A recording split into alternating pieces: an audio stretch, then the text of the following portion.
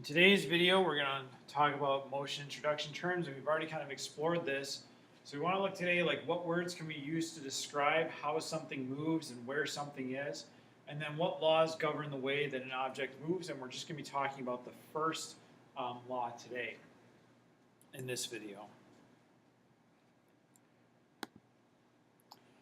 So the one thing that I want you to realize about in science, there's different types of quantities. We can have a quantity which is a number, which is like what you're used to dealing with in math class, and numbers have no units. And we still do use numbers in science where we're just going to multiply by 2 or the number pi, but a lot of times our numbers are going to have units.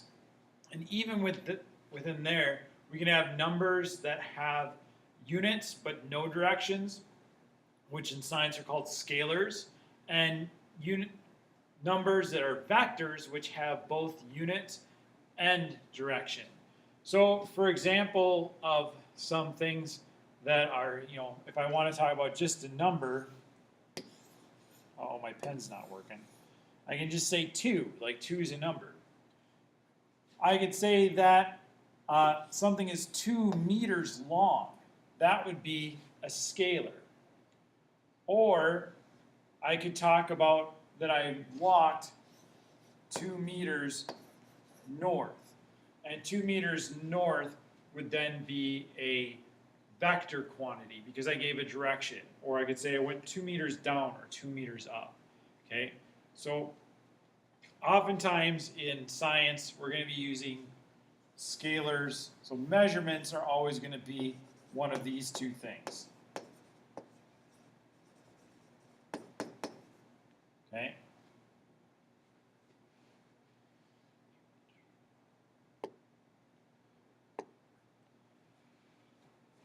So in science, we can have different words that mean different things about where something is and how far it's gone. So we can talk about the position of something. So position is how far away are you from a reference point, and it also has a direction. So how far away are you and a direction. Okay. So, for example, if you were calling 911 and they want to know what's your location, you wouldn't just say 5 miles. They're like, that's not very helpful. You wouldn't say 5 miles south. Again, they're not going to be able to find you because you can be 5 miles south of lots of places. If you say I'm 5 miles south of Janesville, okay, that narrows it down. Now, again, if you were giving, in science, like it's going to have a defined point that's going to be that you're giving from, like Janesville is not a very defined like single point. So if you were giving that, they still might have a hard time finding you. All right, but it is important if you're going to locate something precisely, you need to have an agreed upon reference point where everybody knows this is where I'm measuring from. And you got to give what direction, what distance. Okay. Then in science, there's 2 different quantities that we need to know the distinction between. There's distance, which is how far an object has moved, and it doesn't matter direction if it's gone backwards or forwards. And then there's displacement, which is how far an object moved and direction, and both distance and direction are important, and displacement's a vector quantity.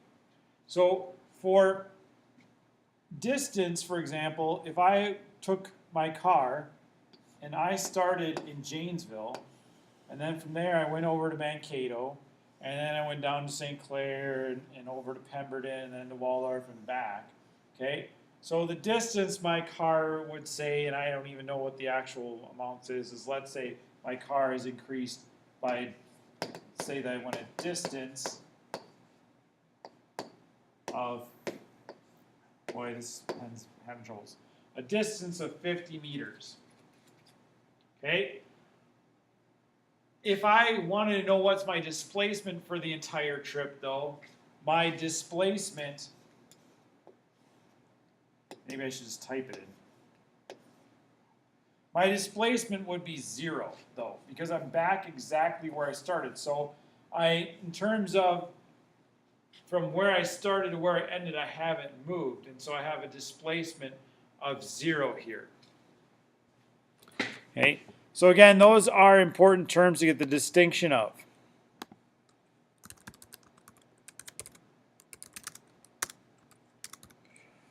The formulas tend to work in displacement, not distance, which is kind of inconvenient because usually we want to talk about distances, but for formulas, when you go forward and then come backwards, your formulas are going to subtract off the amount you went forward, or subtract off the amount you went backwards from the amount you went forward, so they won't give you your distance. So in science, if you want distance, you usually have to break it up into different pieces. We're also, in this class, we're going to have to talk about how fast we're going. And again, there's two different ways we can talk about how fast we went. We're used to using the word speed for how fast we went, and speed is the distance traveled per time, whereas displacement is velocity then is displacement traveled in a certain amount of time. Okay? Velocity too, the difference between speed and velocity is, since displacement is a vector, velocity is a vector quantity. Okay? So if we're talking about either speeds and velocities, we can talk about two different quantities. We can talk about our average speed or average velocity, which is our total distance divided by total time, or we could talk about our instantaneous speed, which is our rate of travel at that moment. And so instantaneous is like right there at that moment. So it's kind of like instantaneous you can think of as what you get off your speedometer. And it's a lot of times harder to measure. Okay, so it's a lot easier to look at how far total has somebody gone, okay, than it is over a total amount of time, and than it is to look at just how fast are they moving right now. You got to have some sort of device to do that.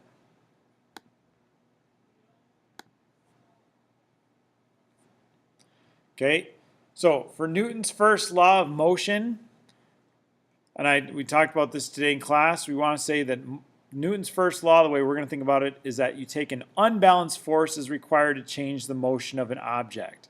Okay, so an unbalanced force is one that is, that you need to have. For an unbalanced force, you're going to have at least one force, but you could have more than one force. You could have two that are just different sizes or go in different directions. Okay. And by changing motion, there's actually lots of different ways to change the motion of something. So beginning to move is changing motion. Speeding up is changing motion. Slowing down is changing motion. Coming to a stop is changing motion. And even turning is changing motion. So an unbalanced force is required to turn. And we'll get to that more when we talk about Newton's second law of motion. Okay, so for now, we're just going to be talking about things that aren't changing their motion. And we're going to start off by learning how to describe their motion. Okay. So again, forces always have to be balanced when we are,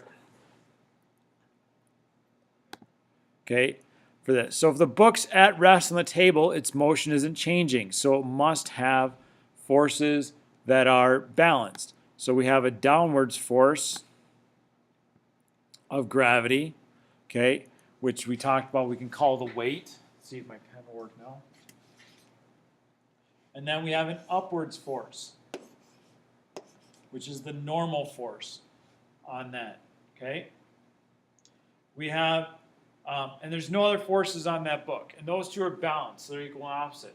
A picture hanging on the table or hanging from the wall. So I think this picture is supposed to, it's hard to see. But I think I meant it to be one that was like hanging from a string. So again, it's going to be pretty common to have a downward force of weight on an item. And then we have also here, the upward force of the string could be considered tension, okay, if this is hanging by strings. Let's say we have a hockey puck and it's moving this way, okay, at a constant speed. Again, if it's at a constant speed, its motion isn't changing. So its position is changing, it's going to different places, but how it's moving isn't changed. So again, there only can be balanced forces on this hockey puck. So we'd have the downward force of weight, and now the upward, again, normal force.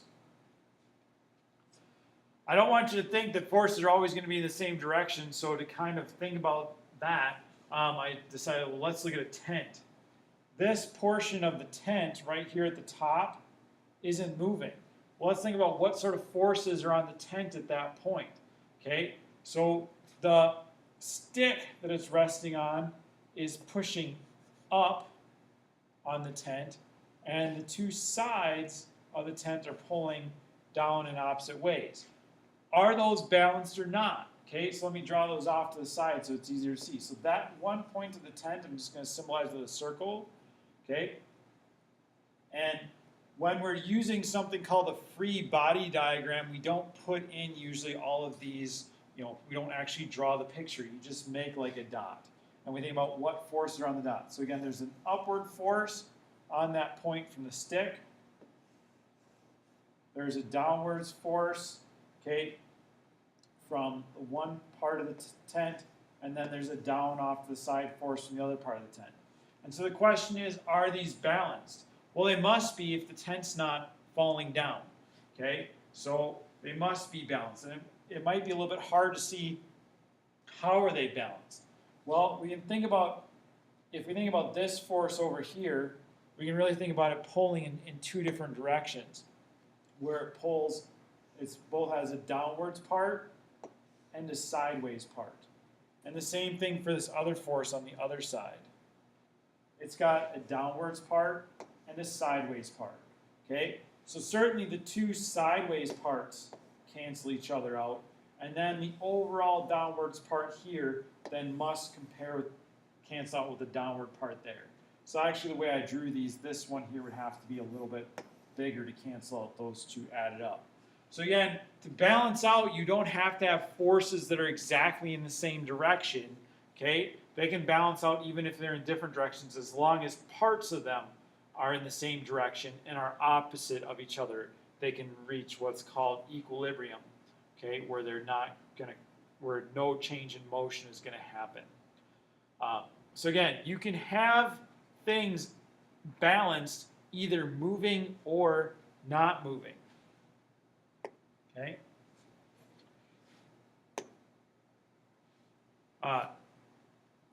So that's with forces. And actually, before I get into this, I do want to take a moment and look at, 1 minute.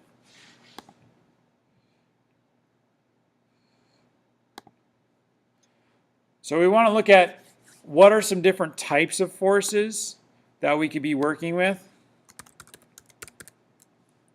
Okay, and we can really break forces into two different categories. We can have contact forces where things actually have to be touching. And we can have non-contact forces where they don't have to be touching.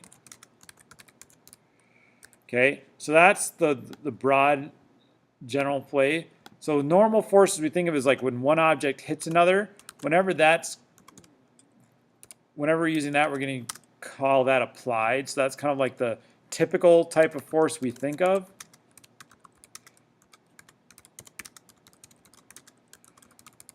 An object hitting another or pushing on another or whatnot. Those are what would be our contact forces.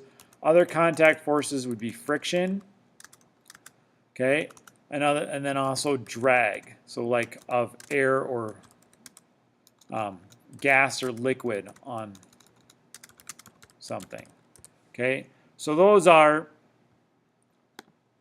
and friction would be between solid surfaces. Okay. Non-contact forces are forces where they don't actually have to touch, and so those would be gravity,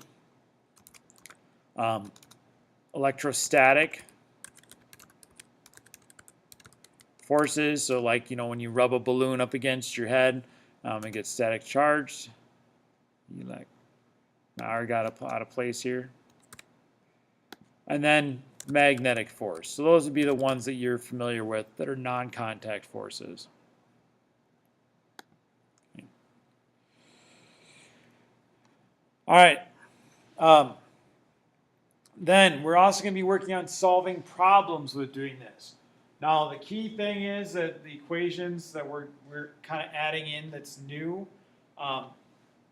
is distance. So for this is going to, like, for just starting, it's going to be a little bit easier than what it is as we move further on, because we really only have one equation that we're going to use. We're always going to use, come on, distance or displacement, so D can be either one, equals, V can stand for velocity or speed in physics. There really is a way of writing it differently. It has like a bar over it if you mean velocity, and if D has a bar over it, it means displacement. But you're ninth graders, so you don't have to worry about that. Okay, V times T. All right, so that's the equation we're always going to be using, and we're going to be using it in different ways. And for starting off, again, we can put this into like one of our super intelligent triangles if you're not very good at algebra. Okay, so what we can do is we have V, T, since they're multiplied by each other, go on the base of the triangle, and D goes up top. So if you want to find distance, if you cover up distance, it's velocity times time. If you want to find velocity, it's distance divided by time. And if you want to find time, it's going to be distance divided by velocity. Okay? So again, this is kind of like an augmented or a shortened version of what we talked about before.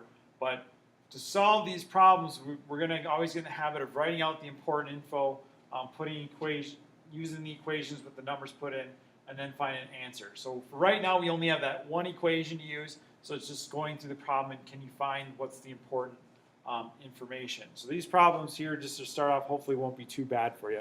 So try working that one out, come up with an answer. We can remind me to discuss that when you come in tomorrow. Okay. We also want to look at what does it look like to graph motion. And so right now, there's only two different types of motion that we're going to be concerned with. We're going to talk about motion of things when they are stopped, which means their motion is not changing relative to you. And we're going to talk about motion when it's moving at a constant speed or a constant velocity. Okay? We can graph motion in two different ways. We can look at how does the position change with time, and how does velocity change with time. So when you're stopped, you're staying at the same position for the whole time. And since you're staying at the same position for the whole time, you're at a horizontal line. The number that represents position doesn't move. Your velocity has to be at 0. If you're not moving, then your velocity stays at 0 for the entire time. If you're moving at the constant speed, then your position is changing always, and it's changing in a very predictable way, and so it makes a straight line. This first line would mean that you're moving away from the point of reference, and then the other one would mean that you're moving towards. So these are color-coded, between the two. So blue line means that you are moving away from the reference point, and a green line would mean you are moving towards the reference point. Okay, and then these also, we can say that the steeper the line, the faster you are moving. Okay. So that's all for this video. We'll be practicing these and learning more as we practice tomorrow in class.